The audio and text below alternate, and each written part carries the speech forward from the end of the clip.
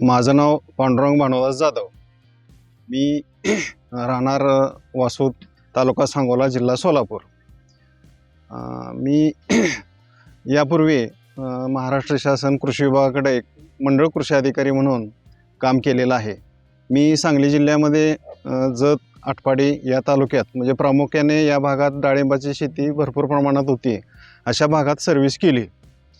मग सर्व्हिस करत असताना डाळिंब रत्न श्री गोरे सर यांचे डिपार्टमेंटच्या शेतकऱ्यासाठी डिपार्टमेंटमार्फत शेतकऱ्यासाठी डाळिंबासाठी मार्गदर्शनपर आम्ही कार्यशाळा आयोजित केलेली होती. एक दिवसीय कार्यशाळा.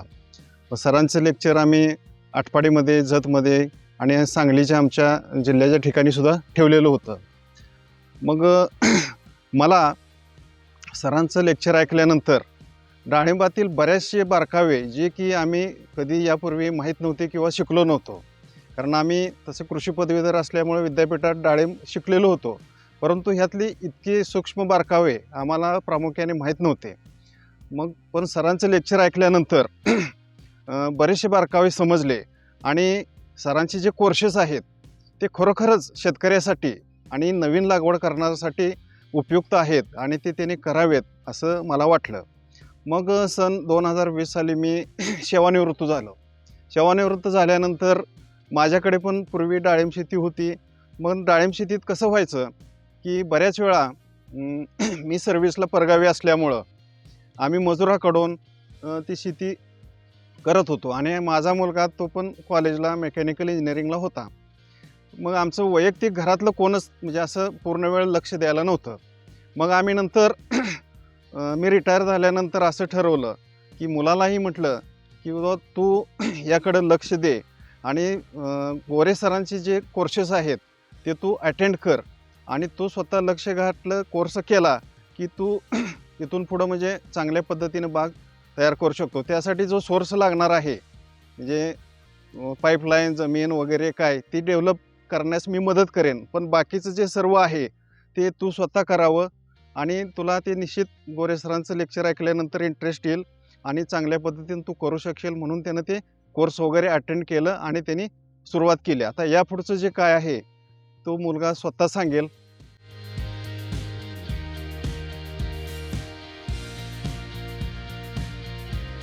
नमस्कार, मी महेश पांडुरंग जाधव, राहणार वासोद.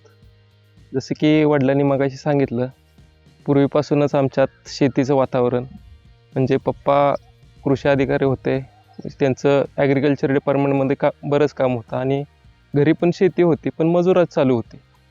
पण तसं सगळं बघितलं तर आमचा इंटरेस्ट थोडाफार घरचं बॅकग्राऊंड वगैरे सगळं बघता, जरी वडील नोकरी करत असले तरी पण घरची शेती असल्यामुळं शेतीत थोडाफार इंटरेस्ट होताच.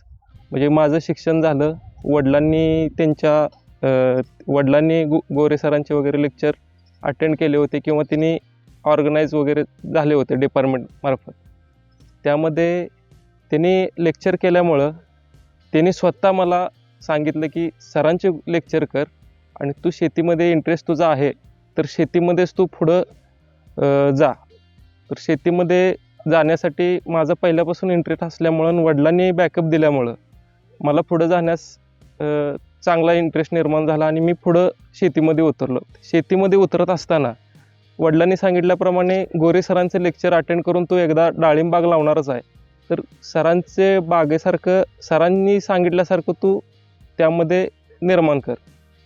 त्या पद्धतीनं आम्ही गेलो आणि ज्यावेळेस लागवडीचं ठरलं आमचं बाग लागवायची आणि डाळिंब आपण लावायचं, तर डाळिंब लावत असताना मी यूट्यूबवर वगैरे सर्च करत असताना सरांचे कोर्सेस वगैरे त्यामध्ये लक्षात आले. त्यामध्ये मी डाळिंबाचा सरांचा मास्टरी कोर्स केला. त्यामध्ये मला बऱ्यापैकी डाळिंबातल्या काही समस्या आणि काही अडचणी आणि लागवड कशी करायची ह्या पद्धतीत बऱ्याचपैकी मार्गदर्शन झालं. तर आपण लागवड करायची आहे म्हटल्यानंतर लागवडीचे तर निदान आपण सरांचं मार्गदर्शन घ्यावं, हे करावं असं ठरलं आणि त्यामध्ये आम्ही लागवड करत असताना सरांचे लेक्चर अटेंड केले. लेक्चर अटेंड करून खोल नांगरट केली. नांगरट करून त्यामध्ये बेड सोडले. बेड सोडून मग लागवड करायची ठरली. बेडवर लागवड सरांची सांगितल्याप्रमाणे. लागवडमध्ये आम्ही रोपं आणली रोपं आणल्यानंतर सरांनी सांगितल्याप्रमाणे गुटी कलमच वापरला आम्ही. आणि लागवड करताना सरांच्या लागवडीच्या पद्धतीमध्ये जसे की ऑर्गॅनिक कल्चर घालणे म्हणा किंवा गांडूळ खत घालणे, लिंबोळी पेंड घालणे किंवा असं खताचं एक पहिला बेडमध्ये सगळं हे करून लागवडीच्या रोप लावल्यानंतर त्याच्या साईडून वगैरे ऑर्गॅनिक कल्चर गांडूळ खत वगैरे टाकून पॅक केला. आणि आम्ही लागवड करताना सरांच्या सांगितल्या पद्धतीमध्ये एक पद्धत मला खूप आवडली की जर फुटवे तुमचे जास्त येऊ द्यायचे नसले किंवा बागेच्या आयुष्यात फुटवेच येऊ द्यायचे नसले तर आपण रोपं किंवा फुटवे म्हणजे वॉटरशूट जर द्यायचे नसले तर आपण रोप लावताना गुटी लावताना खोड मातीत पुरलंच नाहीये. फक्त गुटीपर्यंत जी सुरुवातीला आपली रोपं बनवताना पिशवी येते त्या पिशवी जेवढी प्लेन राहील पिशवीपर्यंतच तेवढं आम्ही फक्त मुजवलंय. त्याच्या खाली जास्त एक्स्ट्रा माती आम्ही त्या खोडाला लावली नाहीये. त्यामुळं आम्हाला एक फायदा झाला की इथून पुढं बागेत आमच्या रोपाला बघितलं तरी फुटवे म्हणा किंवा वॉटरशूट म्हणा बुडातून आलेच नाही आहेत. येण्याचं प्रमाण बऱ्यापैकी सगळं कंट्रोल झालं. बऱ्यापैकी 80-90 म्हटलं तरी चालेल किंवा 100 म्हटलंही तरी चालेल. पूर्णपणे सगळं कंट्रोलमध्ये आहे. आणि लागवडीचं पुढं गेल्यानंतर मग सरांनी सांगितल्याप्रमाणे दर 6 महिन्याला आम्ही बेड वाढवत गेलो. त्याबरोबर बेड वाढवताना खत घालत गेलो.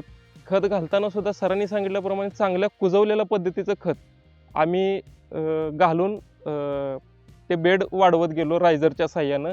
त्यामुळं आता बेड बघितलं तर तुम्ही भरपूर मोठे झालेले आहेत. आणि सरांच्या सांगितल्या पद्धतीनं आम्ही बेडवर लागवड करतोय. तर त्या बेडवर लागवडीसाठी आपल्याला डबल लाईनची गरज लागते. डबल लाईन की जेणेकरून चारी साईडला आपल्या मुळे डेव्हलप व्हावी. चारी साईडला मुळे डेव्हलप व्हावी. यामध्ये कसं होतं डबल लॅटरलमध्ये सुरुवातीला आम्ही काय केलं झाडाच्या साईडला पहिला ड्रिपर ठेवले. त्यानंतर परत हळूहळू एक पुढच्या 5-6 महिन्यात वाढवत आम्ही झाडापासून साधारण एक 2.5-3 फुटापर्यंत ड्रिपर इकडं आणला. पलीकडे एक 3 फुटावर ड्रिपर आहे. असंच दोन्ही साईडला 4-4 लिटरचे ड्रिपर पण झाडापासून 3-3 फुटावर आहेत. अशा पद्धतीनं झाड आम्ही डेव्हलप केलं. त्यामध्ये झाड डेव्हलप होताना आमची मुळी सर्वसाधारण झाडापासून एक 3-3.5 फुटापर्यंत आमची मुळी सध्या ऑलरेडी गेलेली आहे. त्यामध्ये आम्ही खत घालताना ज्यावेळेस पुढच्या वेळेस खत घालताना आम्ही काढलं त्यावेळेस ऑलरेडी तिथं मुळी डेव्हलप झालेली होती आणि तिथे मुळे आलेली होती. त्यामुळं आम्हाला खत घातल्याचा पण बेनिफिट तिथं आम्हाला चांगला भेटला. अशा पद्धतीनं आम्ही सुरुवातीचे तर वर्षभर सरांच्या पद्धतीनं खत वगैरे घातलं. तिथून पुढं एक 6 महिन्यानं आता दुसरा डोस घातलेला आहे. घालून आपलं बेड ओढून रेडी केलेलं आहे. आणखीन एक महत्त्वाची गोष्ट सांगायचं झालं की सरांनी सांगितल्या पद्धतीनं लागवड आपल्याला दक्षिण उत्तर करायची आहे. मग दक्षिण उत्तर करत असताना आमचा प्लॉट पण ऑलरेडी दक्षिण उत्तरच होता. त्यामध्ये लांबी पण आम्हाला दक्षिण उत्तरी भेटली आणि उतार पण दक्षिण उत्तरच होता. त्यामुळे ते एक आम्हाला नॅचरली बेनिफिट भेटला म्हणण्यास हरकत नाही आहे. त्यामध्ये आम्ही लागवड करताना हाय डेन्सिटी प्लांटेशनपेक्षा आम्ही 10x15 ह्या अंतरावर म्हणजे जेवढं तुम्हाला झाडात हवा खेळती राहील किंवा बाकी ऊन सूर्यप्रकाश जेवढा जास्त भेटेल तेवढा चांगले बेनिफिट भेटतील त्यासाठी आम्ही 15x10 लागवड केलेली आहे. यामध्ये पुढे म्हणजे आम्ही रोग व्यवस्थापन किंवा पिनहोल येऊ नये ह्यासाठी आम्ही खोडाला पेस्टिंग वगैरे पूर्णपणे करत आहोत. ते चालूच आहे. त्याचबरोबर आम्ही दर 15 दिवसाला आपलं आलटून पालटून कीटकनाशक खोडं धुवून घेणे हे कंटिन्यू चालूच आहे. यामध्ये दर 15 दिवसाला म्हणजे आमुष्याला किंवा पौर्णिमेला आमुषा आणि पौर्णिमा यामध्ये आम्ही खोडं धुवून घेतो. आणि रोग म्हणजे पिनहोल तर बऱ्यापैकी कंट्रोल आहे. यामध्ये तुम्हाला एकही मर दिसणार नाही किंवा काही दिसणार नाही. पिनहोल बघायला सुद्धा भेटणार नाही आहे. यामध्ये आता डाळिंब लागवड करत असताना जसं की सगळ्यांनी मी ट्रेनिंग घेऊन सरांचं बऱ्यापैकी शिकलो. टॉपिंग देणे म्हणा किंवा लागवड करणे. त्यामध्ये जर आता ट्रेनिंग घेऊन जर शिकलं तर आपल्याला थोडं चांगल्यापैकी फायदा होणार आहे किंवा आपल्याला चांगला रिझल्ट भेटणार आहे. जर आपण पूर्वीसारखंच जर करत गेलो डाळिंब लागवडीमध्ये तर परत आपल्याला नैराश्याकडे जाण्याशिवाय पर्याय राहणार नाही आहे. कारण त्या चुका करत राहिलो तर पुन्हा पहिले दिवसच पुढे येणार आहेत. आता जसं बघताय तुम्ही आसपासच्या एरियात बागा आता बऱ्यापैकी कमी होत आलेत. का तर आपलं व्यवस्थापन चुकीचं होतं किंवा आपलं लागवड पद्धती म्हणा बऱ्यापैकी पद्धतीत थोडं चुकीचं एक समज झालेला असल्यामुळं आपण त्या पद्धतीने करत होतो. पण आता जर माझ्यासारख्या जर युवा पिढीनं जर यायचं असलं तर बऱ्यापैकी तर युवा पिढीनं किमान सरांचं लेक्चर करून तर यामध्ये उतरलेलं कधीही फायदेशीर ठरेल. आणि यामध्ये कसं आहे, सरांनी सांगितलेलं टेक्निक जर वापरलं तर तुम्ही सक्सेस झाल्याशिवाय राहणार नाही.